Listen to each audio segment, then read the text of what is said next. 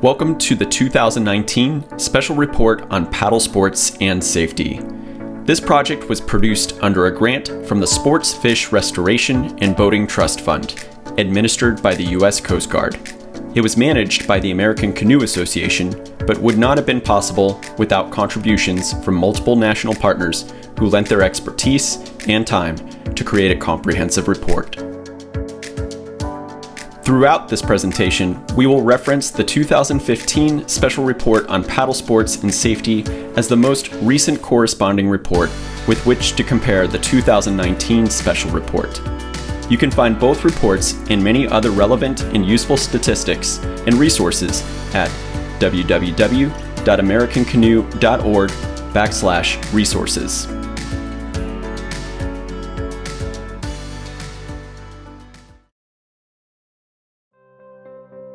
In 2018, 22.9 million Americans, or 7.6% of the U.S. population, took to rivers, streams, lakes, and oceans to participate in at least one paddling activity.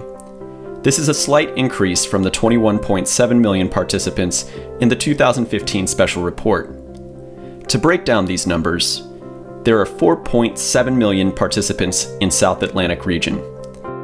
There are 3.8 million participants in East-North Central region, which is around the Great Lakes. And there are 3.5 million participants in Pacific region along the coast. Most commonly, paddling participants are Caucasians who have attended or graduated from college and have an average annual household income of at least $75,000. Notable changes in numbers include stand-up paddling has seen the most significant growth. The sport has gained over 1.5 million participants since 2013. 11% of those surveyed have been participating in paddle sports for 21 or more years. And recreational kayaking continues to grow in popularity, seeming to replace many Americans' interest in canoeing. Demographics are defined as characteristics of a population. Characteristics such as race, ethnicity, gender, age, education, profession, occupation, income level, and marital status are all typical examples that are used in surveys like this one. Demographic information provides data regarding study and survey participants and is necessary for the determination of whether the individuals in a particular survey are a representative sample of the target population being studied. Canoeing is an open boat that is commonly paddled tandem. That means with two seats, and is propelled using a single-bladed paddle. There were 9.1 million canoeing participants in 2018. The bulk of canoeists are between 25 and 44 years old, with 47% female and 53% male participation ratios. Participants typically canoe 6 days a year, which ends up totaling 55 million days on the water, with 59% of those participants renting from a livery. A significant percentage of canoeing participants also spend time kayak touring, whitewater kayaking, stand-up paddling, and rafting. We'll address those activities later on in this video. Recreational kayaking typically takes place on a lake or flatwater stream. Recreational kayaks generally have a wide seat and cockpit and therefore are more stable and beginner-friendly than other kinds of kayaks. Generally speaking, sit-on-top kayaks are often included in this category as well. Recreational kayaking is the most popular paddle sport with 11 million participants, with a ratio of 49% female to 51% male. The highest percentage of first-time recreational kayakers are children. Most participants own 1 to 2 kayaks. For the participants that don't own kayaks, 27% rent and the other 22% borrow kayaks. The South Atlantic region of the U.S. has the most participation of all surveyed regions. Whitewater kayaks are designed to be highly maneuverable in moving water and river rapids. Their cockpits are smaller than a recreational kayak, and they often allow a spray skirt to be secured over the seat and paddler to keep water from entering the boat.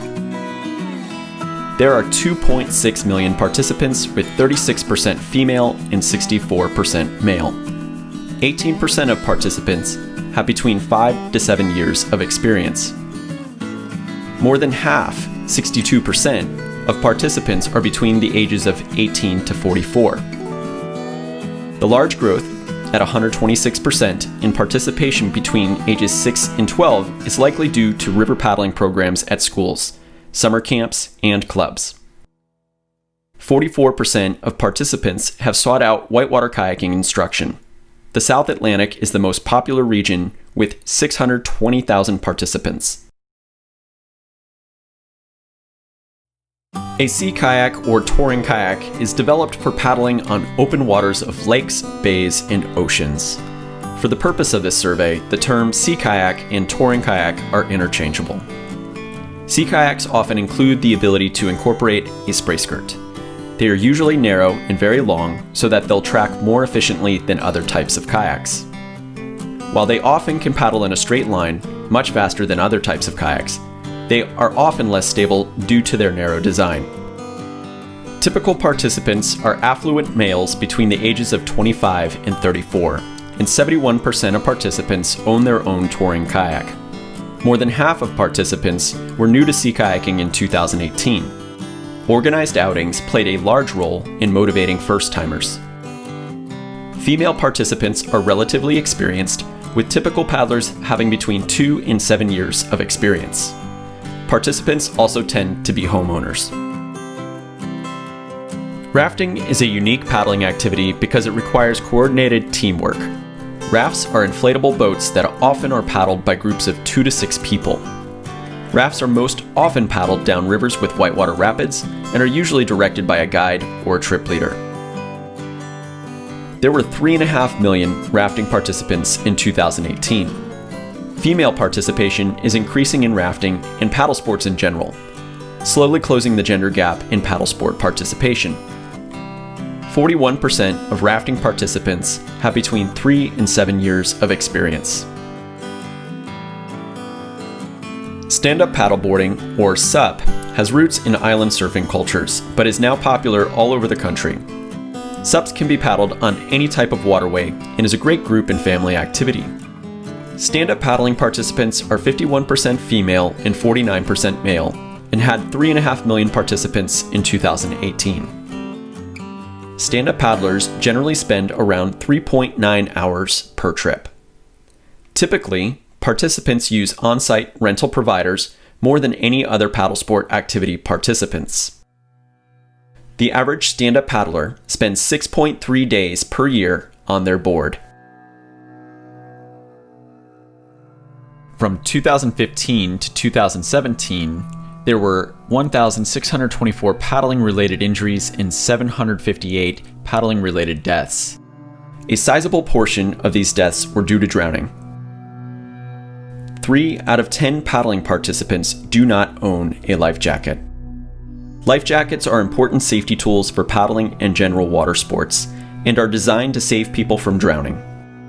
Coming up, we are going to talk about life jacket wear rates, and we'll use the words standard and specialty life jackets. For the purpose of this video, a standard life jacket means inherently buoyant, or a life jacket that you would commonly find at a rental facility. A specialty life jacket can be either an inflatable life jacket or a technical rescue jacket. Both of these jackets need instruction prior to use. Reported incidents typically occur among infrequent paddlers, or those who paddle less than 4 times a year.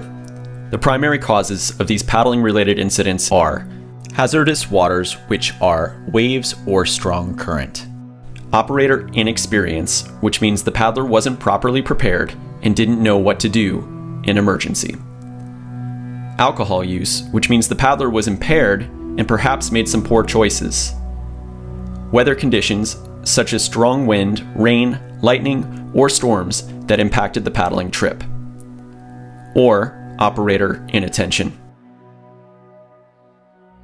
While paddling activities may appear low risk, an alarmingly high 29% of incidents reported from 2015 to 2017 resulted in a fatality. According to the U.S. Coast Guard, in 2018, where cause of death was known, 77% of fatal boating incidents, victims drowned. Of those drownings where life jacket wear was reported, 84% were not wearing a life jacket.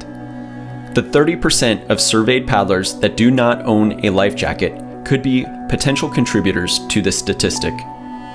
To read the Coast Guard's statistics and other resources, check out their library.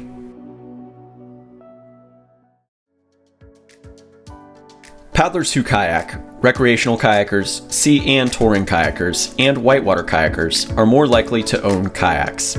By comparison, paddlers are much less likely to own canoes, rafts, and SUPs, making these more rental-heavy activities.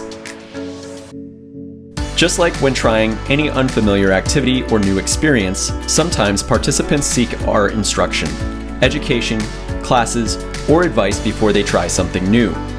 In addition, experienced paddlers who wish to further their skills or become better teachers oftentimes seek more training or certification so that they can share their experience with others in the most effective way. In conclusion, paddling as an outdoor recreation activity has many diverse niches and corresponding participation groups. The more people who paddle, the more equipment is purchased, and the more related facilities and services are utilized. Unfortunately, increases in participation also lead to increased number of incidents. In the case of paddling, one of the things you can do to avoid a life-threatening incident is to wear a life jacket. Thank you for watching this video. If you have questions about the survey or want more information about paddling activities, we encourage you to reach out to the American Canoe Association.